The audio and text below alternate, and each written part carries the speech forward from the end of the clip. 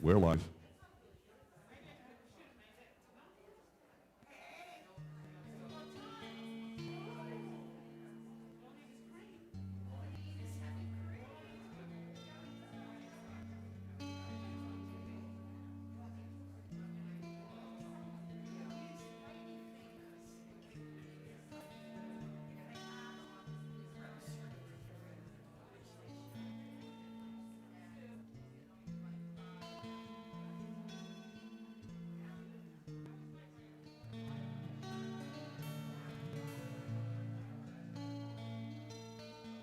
Chords you playing, Don? Don, what chords you playing? Just those three.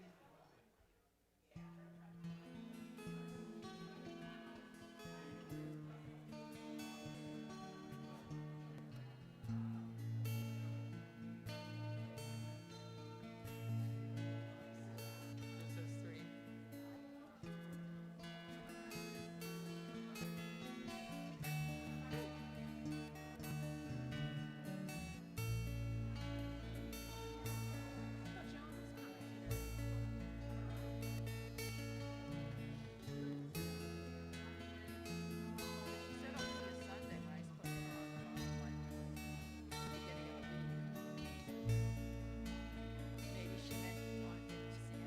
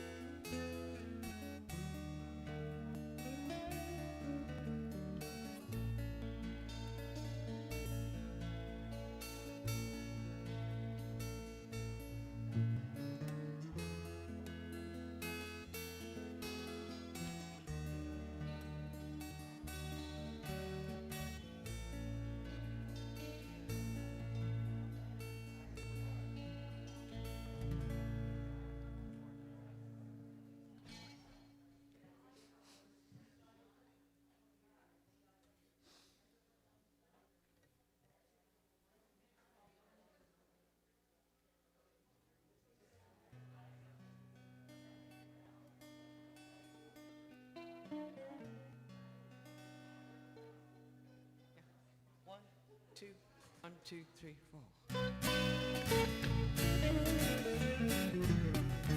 Gathered here to come together, to raise our voices in harmony.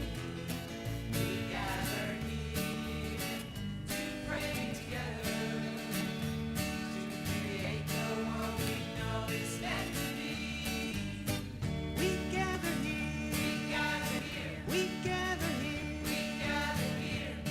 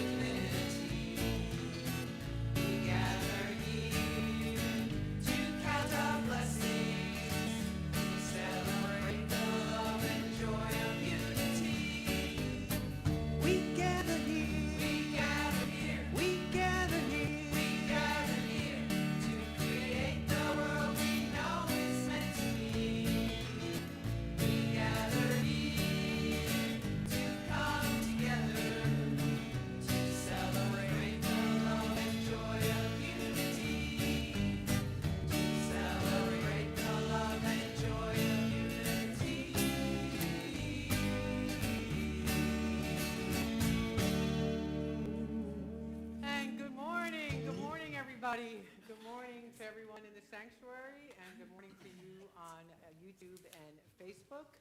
As always, we have our Joyful Noise Band and Choir today, and they will be blessing us with music, along with Sophia Denning-Campbell, featured on special music this morning. So yeah, I know, I'm excited about that too. So once again, welcome to all y'all on YouTube and Facebook. On YouTube, Jess and Phil, Joan and Hope and Ellen. And if you're on YouTube and I haven't seen your name come up anywhere, or you haven't told me, let me know, and I'll say good morning to you too on Sundays. And because I can see Facebook, I will say good morning to those of you who are on Facebook. We have Mike and Susan and Rita and Lisa and Ricky. Good morning, everybody. And we have Judy from Albuquerque. Good morning, Judy. Good to see y'all. And there's Hope. Oh, Hope, I don't think you're on Facebook. You're on YouTube today. You're on Facebook. Good morning. Unless there's another Hope. And good morning to Lois. There's always hope. So, what was that? There's always hope. There's always hope. Hope is everywhere. All right. All right, so this is the time when we like to welcome first-time visitors. If you're in the sanctuary and you are here for the first time and you feel comfortable in doing so, we invite you to raise your hand so Ricky can see you and give you a welcome packet. Is anybody here today for the first time who would like to raise their hand? All right, nobody in the sanctuary. If you are on Facebook or YouTube and you would like welcome, and if you would like a welcome packet, I invite you to email May at admin, A-D-M-I-N, at unityofstewart.org with welcome packet in the subject line and your name and address in the body, and we will be delighted to send you a welcome packet. We have some announcements. We have today's prayer chaplains, and we have Pat and Sue. Would you guys stand up? Will you ladies stand up?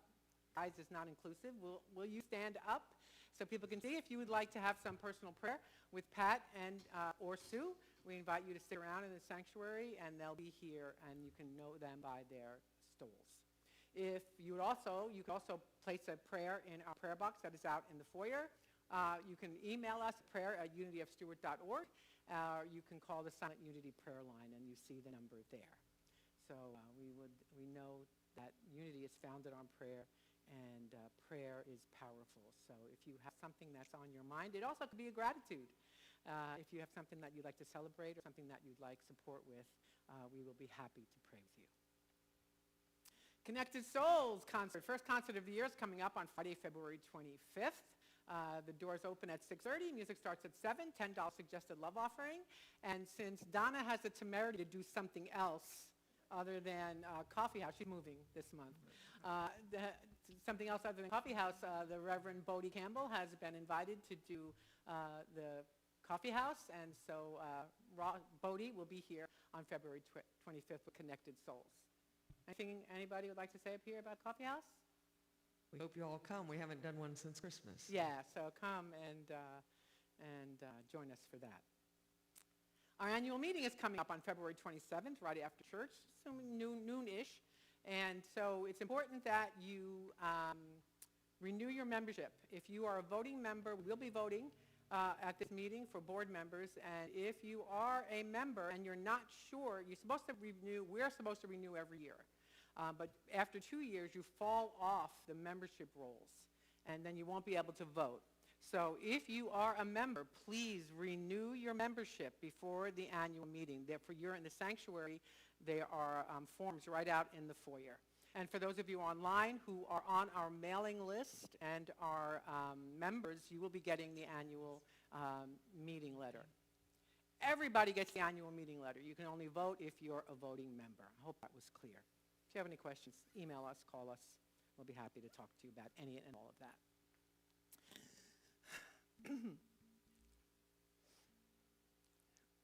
Give me a second.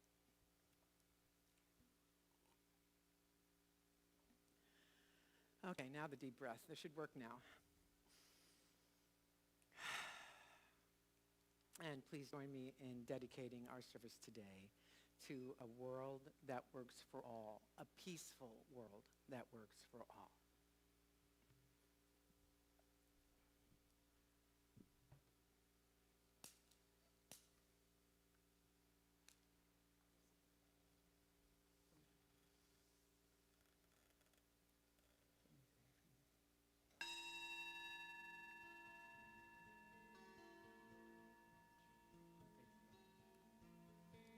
right there.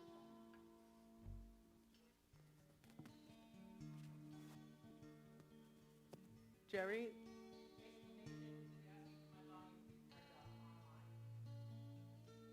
Nation is asking for my, oh, there you go, online, not necessarily in the room, on Facebook.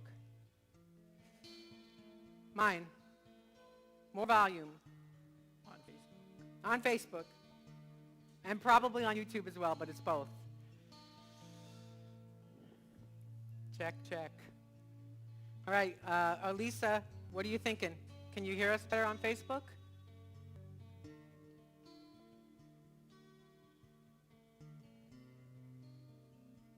All right, well, you'll let us know if it needs to be turned up again. So in this sacred space that we are co-creating, I claim that everything is in God, is of God. We are in this sacred place of peace, this sacred place of alignment with Spirit. As we share our daily word, our affirmation is, I am at peace. Peace in my heart and mind. This is my prayer. Peace does not come from external things. Peace is not something that anyone else can bestow on me. Peace comes to me from God. Peace fills my heart and mind as I open myself to it, as I let go fearful, anxious thinking. Peace in my home. Peace in my human relations. Peace in my community. This is my prayer. The peace for which I pray is brought forth through day-by-day efforts to get along with other people, through day-to-day expressions of spirit of love, kindness, justice, and understanding. Peace in this country. This is my prayer. Peace in this country is not something that comes because of laws that are passed, but because of spiritual laws that are followed and acted upon. Peace in this country is possible because the people who make up this country have a spirit of peace, a heart of peace. Peace in the world. This is my prayer. Peace in the world is the cumulative result of individual efforts to express peace, to live peacefully, to follow Jesus the Christ in the way of peace. And so we breathe into peace. We breathe into harmony. We breathe into peace in our souls. And so it is. Amen. And let's affirm our love offering. We will do that later. We will affirm love offering later. Let us affirm our affirmation together. I am at peace. And take a deep breath, anchoring that in. One more time together. I am at peace. Before we move into meditation, I just want to say something about that daily word. As any of you who have the daily word know, is that I don't generally, hardly ever use the daily word from the day that we're in. I look for a daily word in our daily word archives online to match what I'm speaking about that day. And you see with the music and all that, try to keep it cohesive.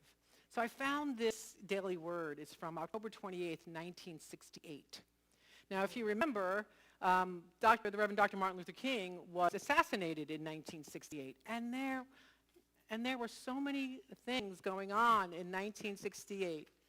From Wikipedia, 98% of what these pages are is violent stuff happening in the U.S. I Googled what happened in 1968. And I got this page. And, of course, the Reverend Dr. Martin Luther King's assassination is in here, and riots are in here, and the Vietnam War is in here, the My Lai massacre is in here. And so what I am so grateful for is that in the midst of all of this, we have this.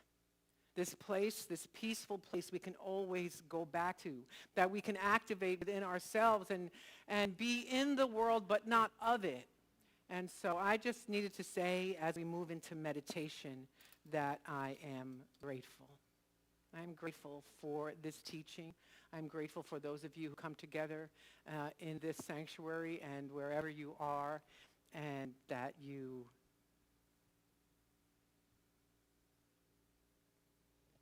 wish that is your commitment to live in peace within and without. So, let's sing. 1, 2, 3, 4.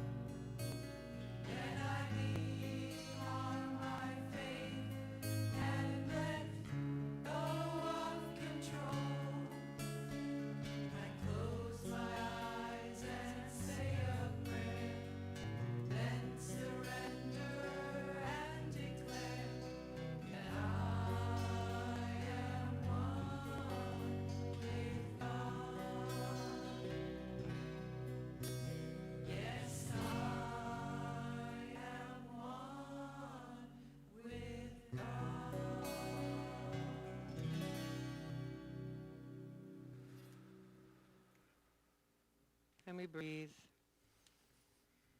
And I invite us, as always, into at least three deep, conscious breaths.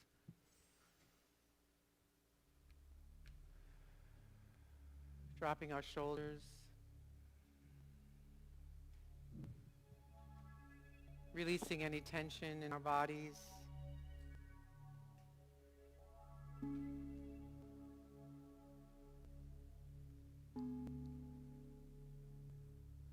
And I invite us to be here right now, right where our feet are in this time, in this space, releasing anything that has come before this moment and anything that will come after. We simply breathe, be still,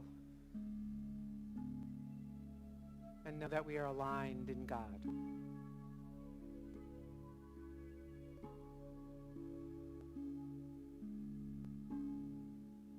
Letting the Holy Spirit fall gently upon us. We move into prayerful meditation.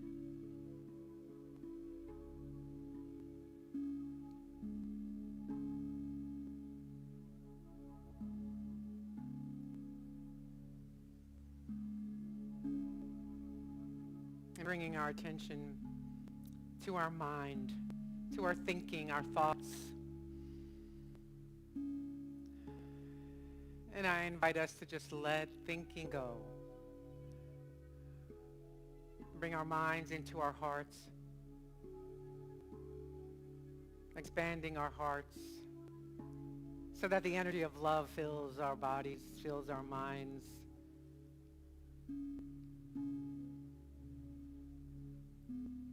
You can give this energy of the heart a color, whatever that is for you. I invite you to give that energy a color and see it filling your entire body. Mind, emotions, cells.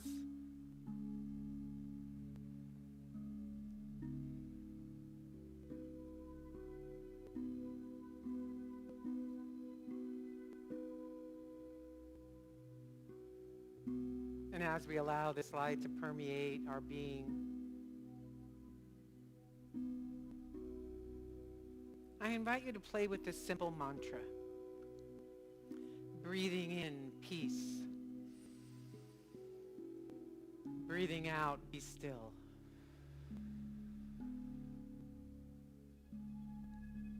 Breathing in, peace. Breathing out, be still. And I'll guide that for a few moments, and then we'll move into the quiet. Peace. Be still.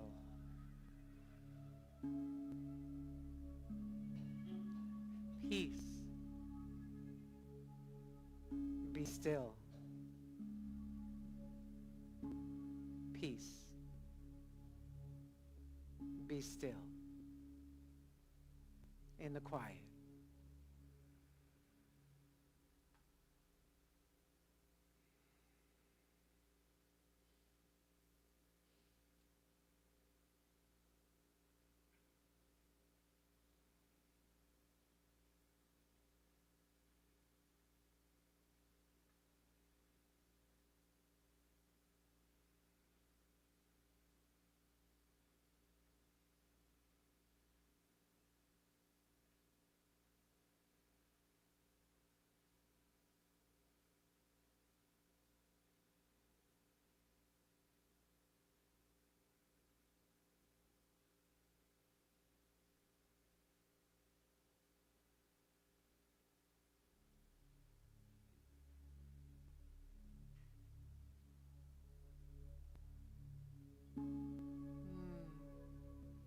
Peace.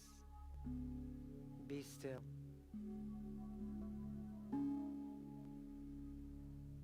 And as we have quieted our minds and quieted our bodies, affirming stillness and peace in the sacred space that we have co-created with Spirit, I invite us to bring into our awareness all of those who are on our prayer list here at Unity of Stewart, and all of those that are in our minds and hearts this morning, speaking their names out into this holy space.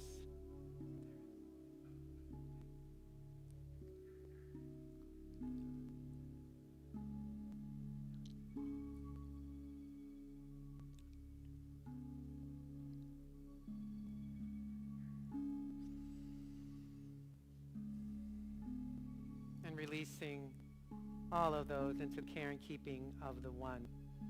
Please join me in praying this in the name, in the nature, in the light, in the love, and the peace of the indwelling Christ consciousness. And so it is. Amen.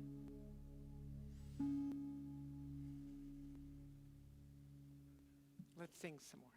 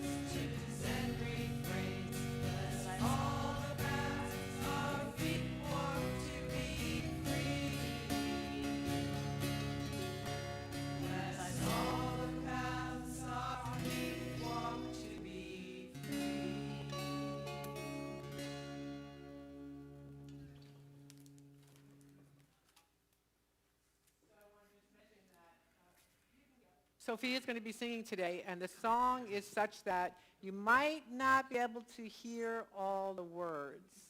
It's very fast. It's a little fast.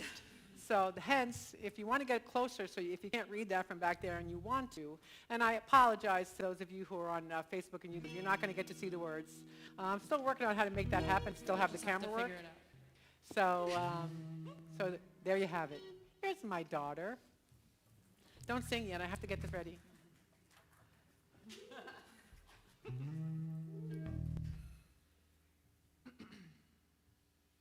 I'm going to try my best to enunciate. Nancy's going to get ready to dance. Yeah?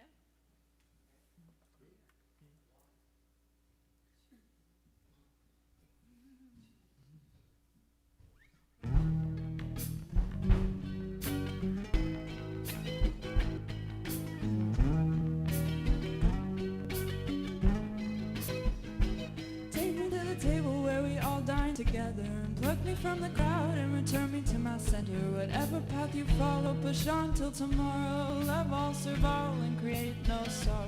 So many rivers, but they all reach the sea. They're telling me it's different, but I just don't believe it. Love is the glorious, and everyone shall reach it. Whoever seeks it, seen and unseen. I don't want to reason anymore about the one I love, the one I love. I don't want to reason anymore about God above, God above. I just want to melt away in all its rays, drift away into that sacred place where there's no more you and me, no more they and we, just unity. Just unity. Just unity. Just unity. I don't want to count the leaves of the mango tree. I just want to taste its sweetness so you can defeat this above and beneath this, yeah. Come one and all, come stand tall, and whatever your approach and dance or meditation, if you've got love and longing, you shall reach the station, the final road, the supreme abode. In the city, all hearts shine like gold. Reason anymore about the one I love, the one I love. I don't want to reason anymore about God above, God above. I just want to melt away in all its grace, drift away into that sacred place where there's no more you and me, no more they and we, just unity. Just unity. Just unity. Just unity. Me and Jesus, Buddha, Moses, and Garanga all dance around, dancing on your thunder, drunk on the wine of love for thee. Tell me, when will I be blessed to join your blissful company? So many stories and so many fables, how the king sings and how the wall wails. Jerusalem to the holy Himalaya, from Mount Zion to the hills of Jamaica. All land is holy, all land is sacred. Shall leave this world completely naked, completely naked, completely. I don't want to reason anymore about the one I love, the one I love. I don't want to reason anymore about God above, God above. I just want to melt away in all its grace, drift away into that sacred place where there's no more you and me, no more they and we, just unity. Where there's no more you and me, no more they and we, just unity. Just unity. Where there's no more you and me, no more they and we, just unity. Just unity. Just unity. Just unity. Just unity.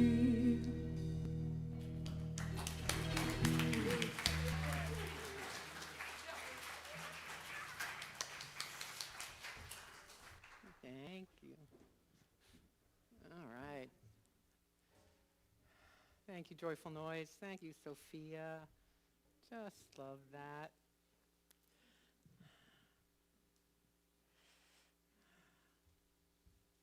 All right, so sound is good on Facebook. And I want to say hi to Joey. Hi, Joey. Good to see you on here. And Ellen, I don't know if I already said hello to you, but hello again if I did. So last week we began this month of peace. and I start speaking about the season for nonviolence, and I just want to do a recap on what the season for nonviolence is. It's a global grassroots campaign dedicated to raising awareness about the transformative power of nonviolence.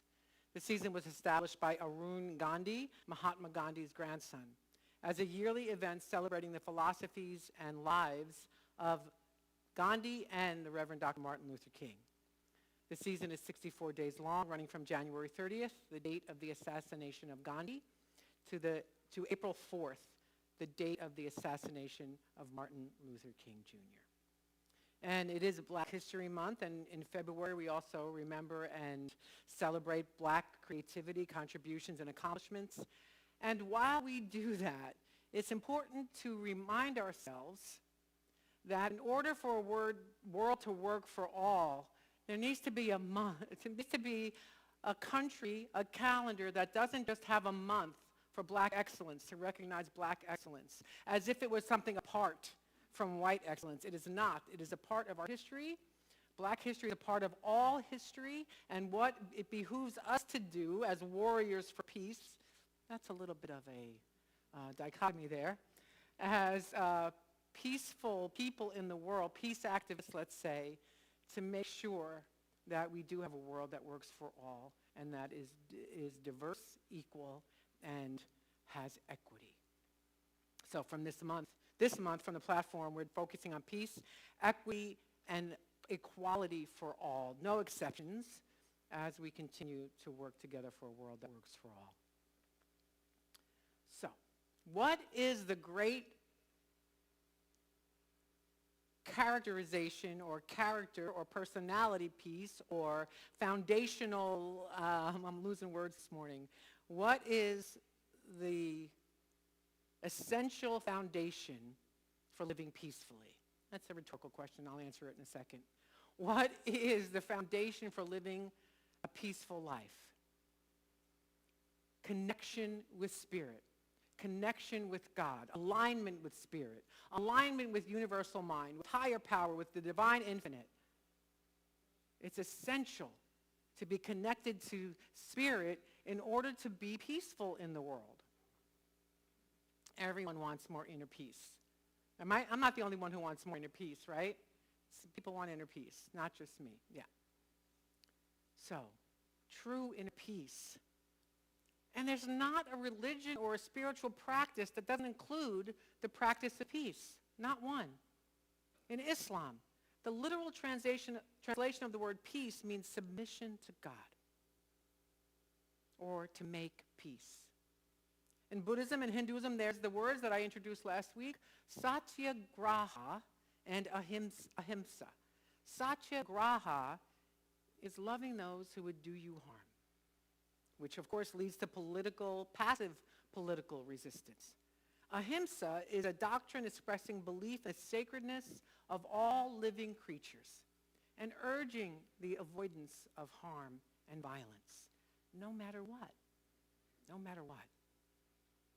And in Judaism, we have the scripture, and they will hammer their swords into plowshares and their spears into prayer. Nations will not lift up sword against nation, and never again will they learn war. And of course, in Christianity, of which we are a part, we celebrate Prince of Peace on our highest holy days. We celebrate the Prince of Peace, and we practice prayer as a way to peace. And even so, in our world, in all of the religions, we're still a violent world in a lot of ways. And we know that violence begets violence. There are examples everywhere we look. I don't have to enumerate them. And we see it in our lives, and sometimes we experience in our personal lives. So in these 2 weeks, last week I talked about the 6 principles of nonviolence. This week's I'll talk about, I just want to get the title right. The 6 steps of nonviolent or peaceful social change.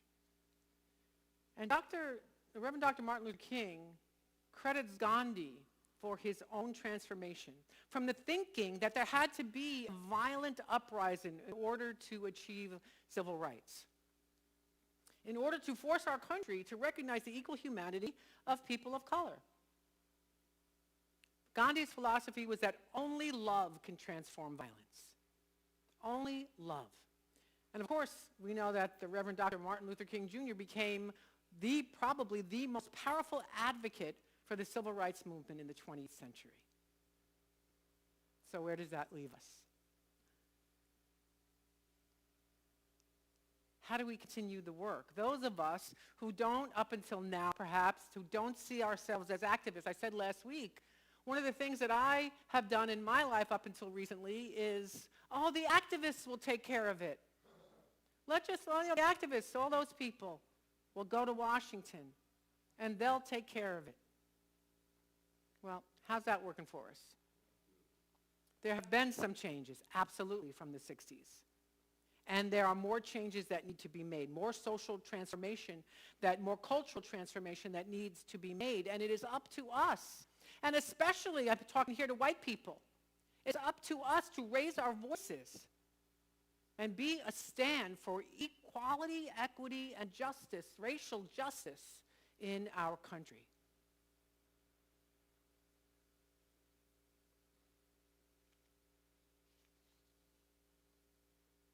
How do we become better peacemakers and practice nonviolence in a more meaningful way? By following the masters, by following Gandhi, by following the Reverend Dr. Martin Luther King Jr., by following Jesus the Christ, by following the people who stand up and speak and act and work for peace. It's not about worshiping anybody. It's not about leaving it up to anybody else to make peace in the world, but to follow them and do what they did. To become genuine peacemakers ourselves. And again,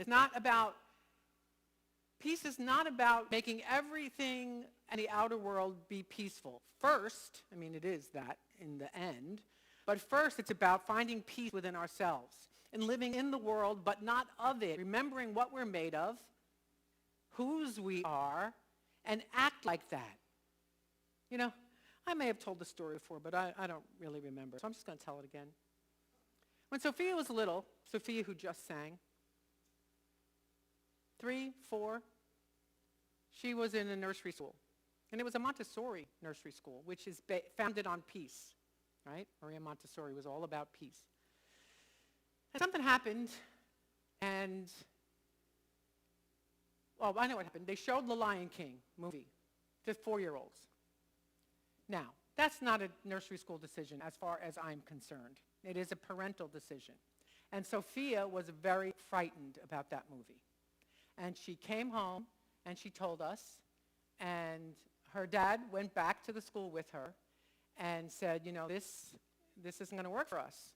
That's a parental decision. She was really frightened by the violence in the Lion King movie. And the teacher was just straight up rude to him and kind of put it all on Sophia. Oh, she's too sensitive, or whatever.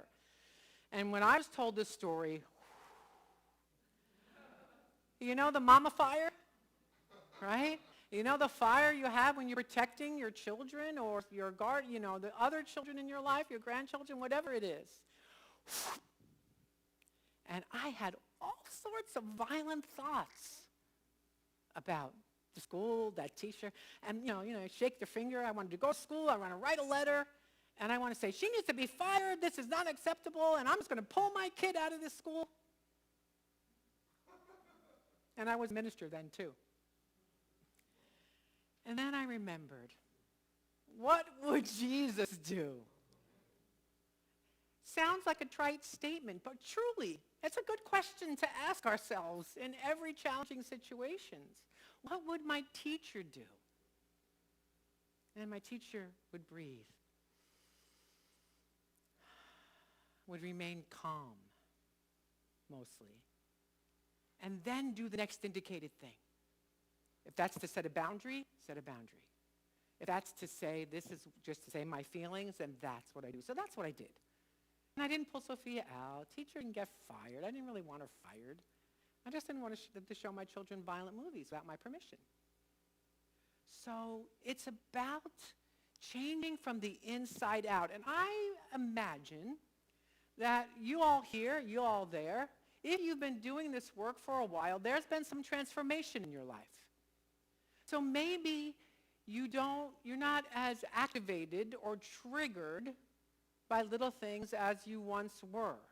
That certainly happens for me. And I see it really well when I'm out in the world and people are slow. And people are slow getting done what I want them to get done. You know, that was one of the first ways that peace came to me in that way. So instead, if I find myself feeling agitated, I use the tools. I breathe. I breathe in peace. I make excuses for the person. Oh, it must be his first day on the job. Okay. And maybe that's a really new driver. And just saying that, whether true or not, helps me come to peace. And I bet that's true, not the way I do it perhaps, but I bet it's true for you that you've had some breakthroughs in feeling more peaceful in the world when at other times you'd be really activated. This is how we express our spiritual power, in these small ways. Because we're all expressions of that power. We're all expressions of God, of spirit, of universal mind, higher power. And when we align with that, we begin to feel the crooked paths being made straight. We don't jump so fast into annoyance or anger or aggravation or resentment. That's what doing this work, this spiritual work is. It's about remembering and recovering our spiritual power. Enlightened teacher once said that in her everyday life, when her human self was at the forefront, she saw everyone's problems and flaws and realized there was a lot to teach and lots of people had a lot to learn. And when she was in meditation, in contact with the divine, she saw everyone as divine and none needed teaching. When we touch our divine nature, we don't see the flaws. We see humanity. We see that we're all, as Ram Dass said, we're all just walking each other home. We see humanity. And we can see something that we may not agree with, but that doesn't make the person absolutely evil. It makes them human. When we recognize our own oneness, when we do this work, this prayer and meditation, and use these tools, we get to know and become more familiar and friends with our own concept of oneness in spirit. And when we do that, that's the jumping off point to see everybody else's oneness. Because it's not just us that gets to be one God. It's everyone, whether they act like it or not. If we can see the Christ in ourselves, we can see the Christ in others. It doesn't mean that we have to love all the things that people do in the world. But it does mean that we can see they are filled with the same spirit as we are. People have challenging personalities. We all do. We're all challenging to somebody, right? We all have challenging personalities. And when we behold the Christ in us, we can behold the Christ in others. So, to those 6 steps of nonviolent, peaceful social change. The first one is gathering information. These, I'm going to quote something, then talk about it a little bit. The quote, I'll say unquote, is straight from the Martin Luther King Jr. website. To understand and articulate an issue, problem, or injustice facing a person, community, or institution, we must research. We must investigate and gather all vital information from all sides of the issue to increase your understanding of the problem. You must become an expert on your, what they call, opponent's position, end quote. Dr. King believed in the power of education. And we see it now. We see it now in all the bias and all the things that are debunked. No, not for nothing, but if you're on Facebook, and I'm on Facebook a lot, and when you get on Facebook and you read something in your news feed that you go, oh, research it. Because there's information that is untrue, outright lies, and maybe just mistaken all the time. Do your research. Go to NPR. Go to PBS. Go to a truly objective news source to find out what is going on in the world. Educate ourselves. It's our responsibility to find unbiased sources and do our best to be prepared, informed, and enlightened while still being open to learning and to asking questions. Education.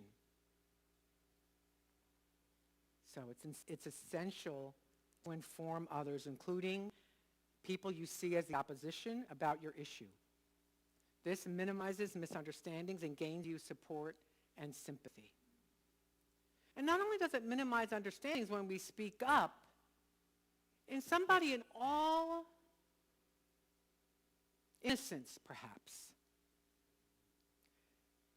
can say something or act in a way that we see as totally off the beam, maybe even racist. And so what is ours to do is to speak up and say, what I used to say when I was confronted with that, I used to say, well, some people might think that's racist. And while that's okay, it took it right away from me. Well, maybe not me. Maybe I don't see it, but some people might see that as racist. Well, guess what? I see it as racist. And so I've graduated into saying, you know what? That's racist.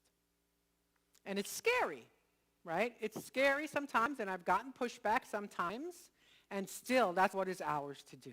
And it's not, we are talking about race right now, of course, but it's in everything. To speak up for what we believe in and for what we know to be true. Education. And we want to be compassionate in it. Right? I wouldn't advocate hitting somebody over the head. You're a racist. I wouldn't advocate that because I think that turns people off and will make them stop talking to you. But to be that force in the world, a peaceful force, that racial justice force, we are called, Dr. King calls us, Gandhi calls us, to be compassionate and to listen.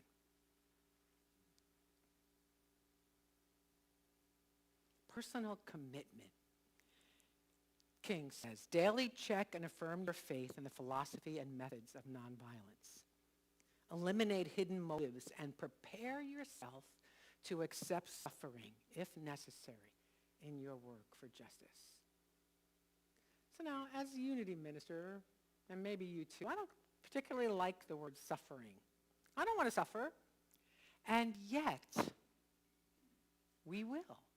When we come up against things that are uncomfortable, when we say things that we're not comfortable saying, when we show up in places that we're not comfortable in, we may experience some suffering. So, accept that discomfort. Let's call it discomfort.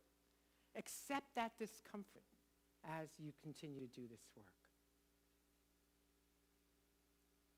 Be grounded in love with dignity and passion in the discomfort. Continue to do the work. And guess what, white people? We will screw it up.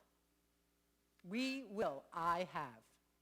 I was gently taken to task this last week on our Mindful of Race book group, where I said something. I'm not going to repeat it because I'm embarrassed. I said something, and some wise woman in the group said, you know, you may want to think about that a different way. You may want to think about that a different way and essentially not say that anymore. And so I did, and I was grateful, and thank you.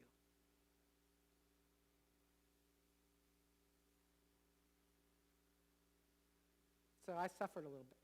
It's like, oh my God, I'm the minister. and somebody else is telling me how to do it. Well, yeah, right. That's what happens. So be grounded in love, dignity, compassion, pursue our goals, daily self-examination about where we are in our journey, particularly with racial justice.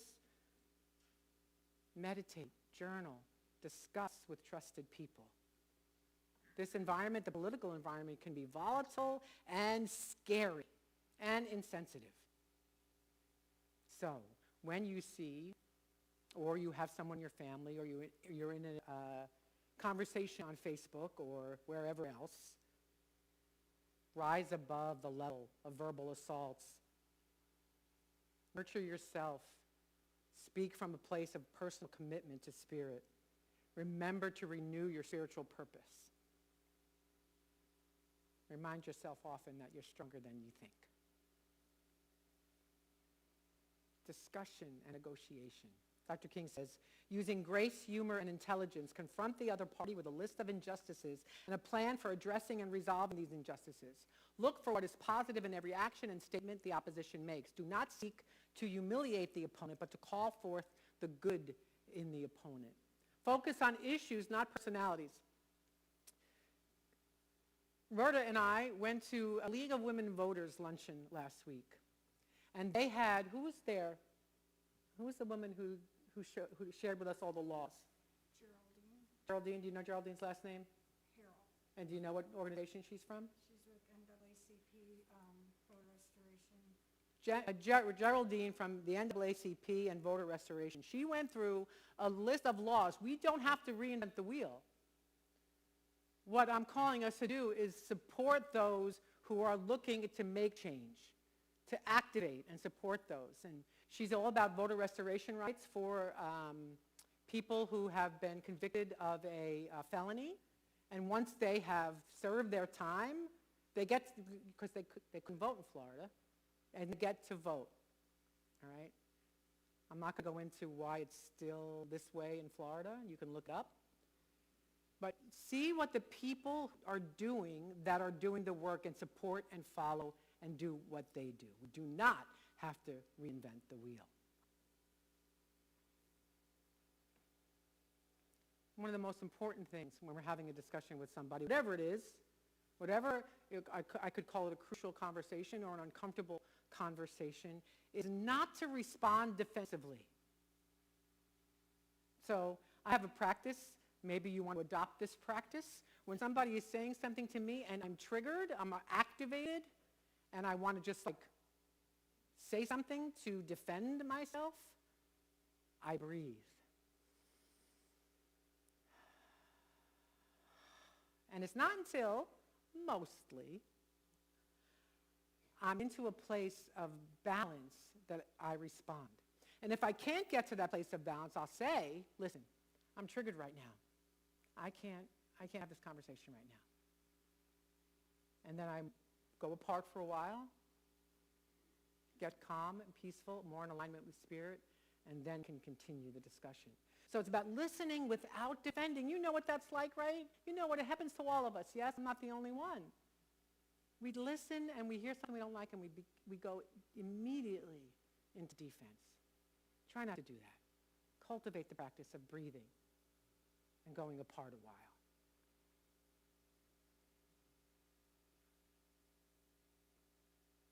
Trying to figure out where I am because I'm so not on the notes.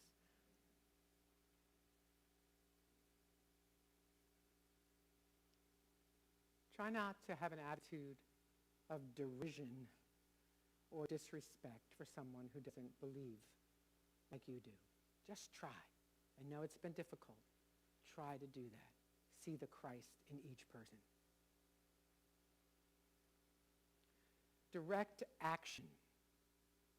Dr. King, these are actions taken when another is unwilling to enter into or remain in discussion, negotiation.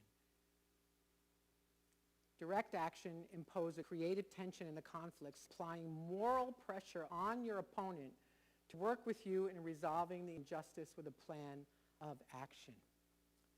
In 1968, maybe it was in 1968, there was a sanitation workers' strike in Tennessee. And so you know what that meant, right? That when there's a sanitation strike, because then most sanitation workers, people of color. And so in order to protest, they stopped picking up the trash.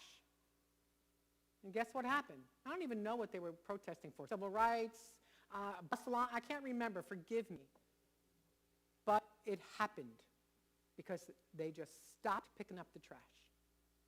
So that's the kind of protest that Dr. King and Gandhi are talking about. Peaceful protest, not going at people with guns or bats, but peacefully change the world.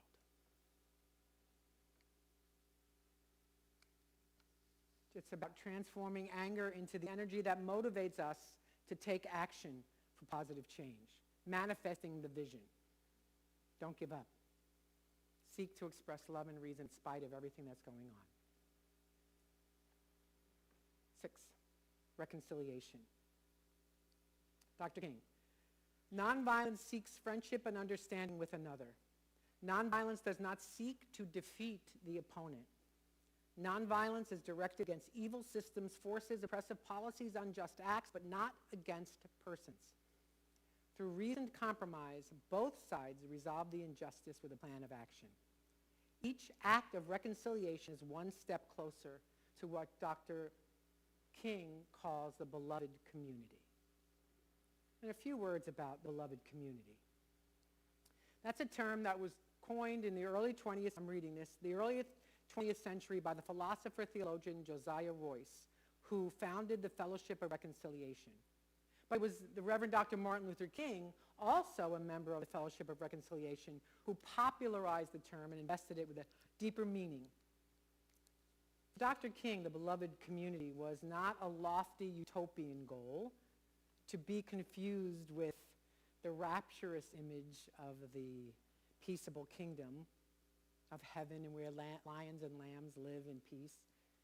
Rather, the beloved community was for him a realistic, achievable goal that could be attained by a critical mass of people committed to and trained in the philosophy and methods of nonviolence.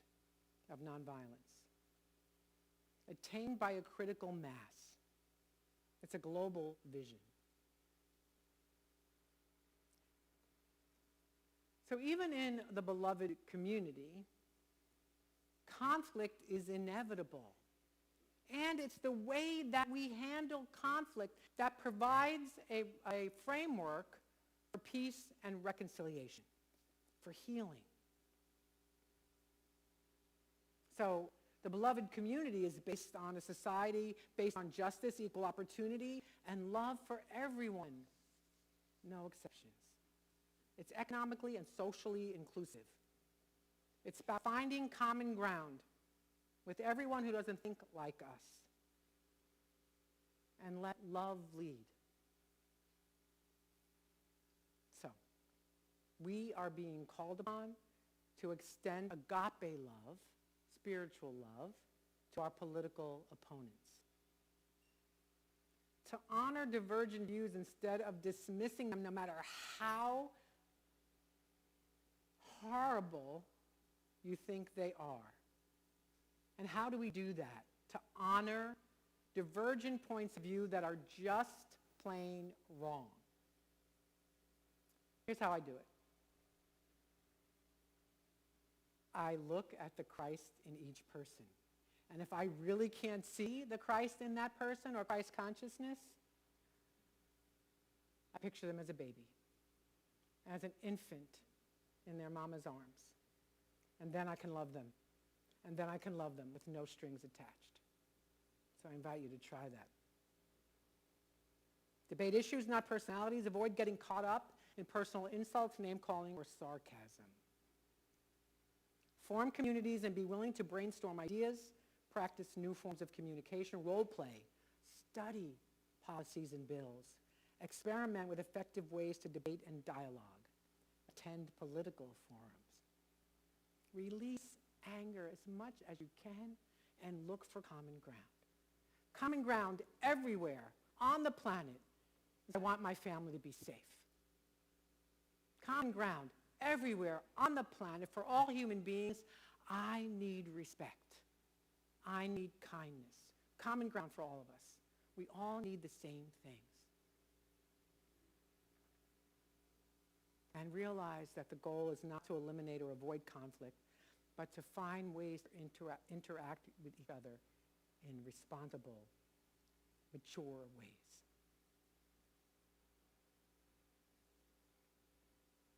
Our co-founder, Charles Fillmore, wrote this about peace. Peace is harmony and tranquility, derived from the awareness of the Christ consciousness, period. Pray, meditate, ask for, affirm, and claim wisdom, claim clarity of what is yours to do. We strengthen our spiritual power by becoming more aware of the presence and power of Christ consciousness within us, through us, as us. And that's where we find peace. We find the ability to rise up above the smallness of our own minds and express the greatness of who we are as expressions of the one. Blessed are the peacemakers, for they shall be called the children of God. I want to end, as I will every Sunday this month, with a different version of Lift Every Voice and Sing. Jerry, you with me?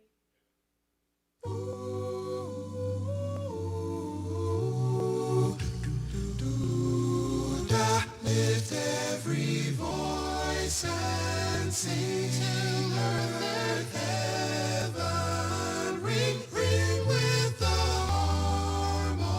harmonies of liberty. Let our rejoicing rise high as the listening skies resound the rolling sea.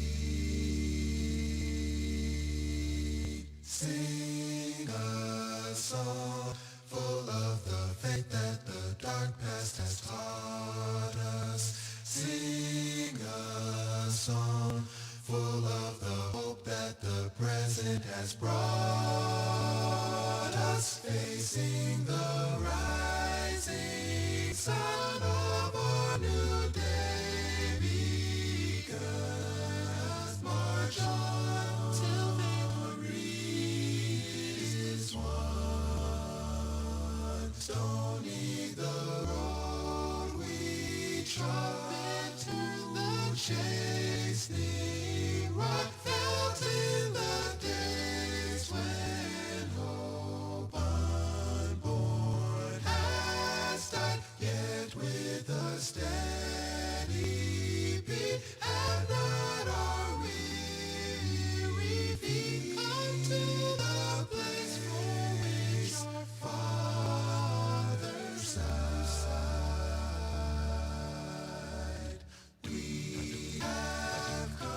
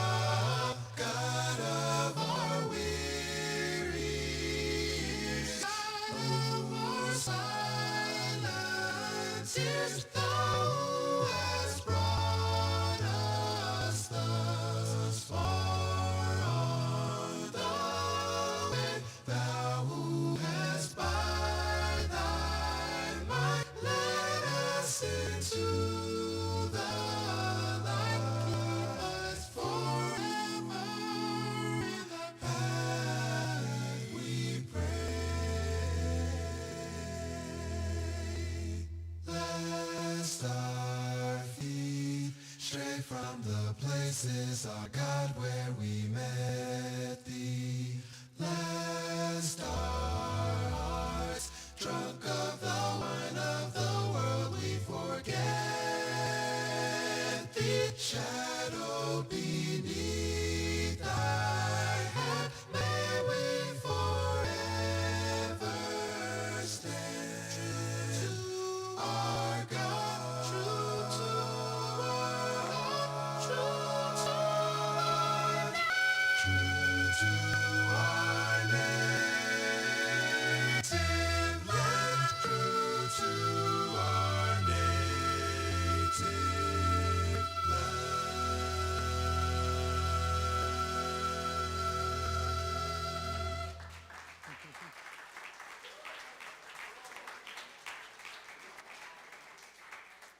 Lift Every Voice and Sing was written in the 1920s, and it is known as the Black National Hymn. All right. It's time for our love offering. So I want to say, first of all, I want to say there are all the ways up there on the slide that you can give to Unity of Stewart. For those of you online, I've also put those places in the comments. And I want to say thank you to everyone who gives of your financial gifts to Unity of Stewart, along with all your other gifts. And also to our consistent givers. If you'd like to know what it's like to be a consistent giver, there are forms in some of the seat backs. Anything else I want to say about that other than thank you? Thank you, thank you. Let's affirm our prosperity prayer together. In a universe overflowing with the allness of God, all of the needs of Unity of Stewart and those we serve are instantly, constantly, and bountifully met. From every direction, known and unknown, expected and unexpected, our abundant good comes to us now. We are grateful. And our love offering blessing together. Divine love through me blesses and multiplies all that I have, all that I give, and all that I receive. I give and receive always in love. And so we have something special today. You can start. We're starting next week. We're going to debut this song as our new gathering song for a while. This was a song written by our own Doreen Pariba, and we'd introduce you to it today. So enjoy. Ready? One, two,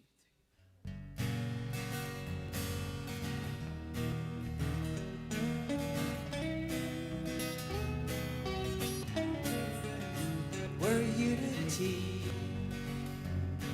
We come to see the God in you and in me.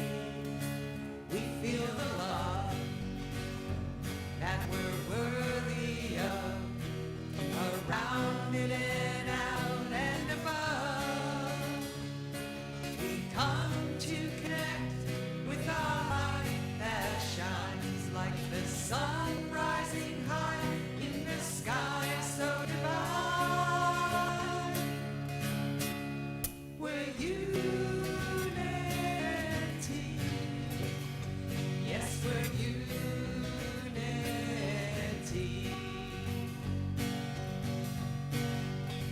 We build a bridge instead of a wall, extending a hand to those who fall. We meditate and seek to release the feelings that block our own peace. We come to connect with our light that shines like the sun rising high in the sky so divine. We're unity. Yes, we're unity. We're unity. Yes, we're unity.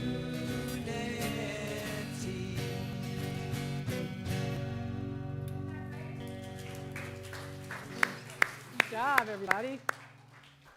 All right, we have some announcements. Healing Meditation with Cheryl Roby happens on Tuesday mornings at 10 o'clock on Facebook. You can come to our Facebook page. and get a bit of peace and love in the morning on Tuesdays. Women of Wisdom Group now meets in the first Tuesday of every month from 6 to 7:30 in our classroom. The next meeting is March 7th, and of course that is March 1st.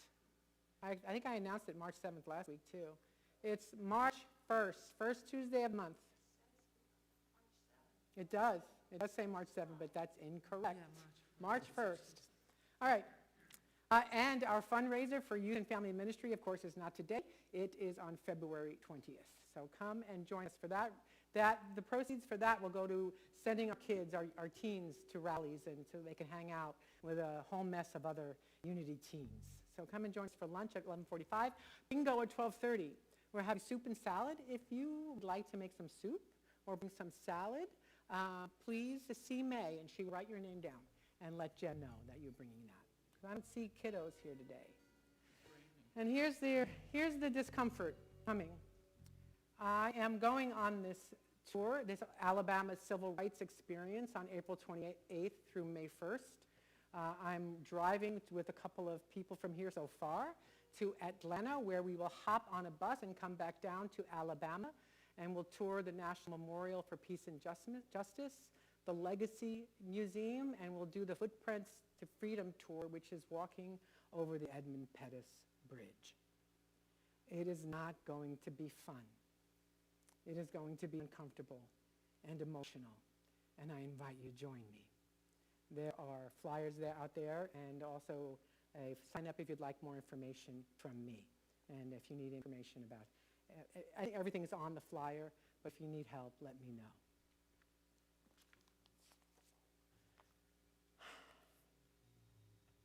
I don't see any kiddos, but let us bless them anyway. Would you stand as we bless our kiddos and our youth and family ministry? We love you. We bless you. We truly, truly appreciate you. We behold the Christ in you.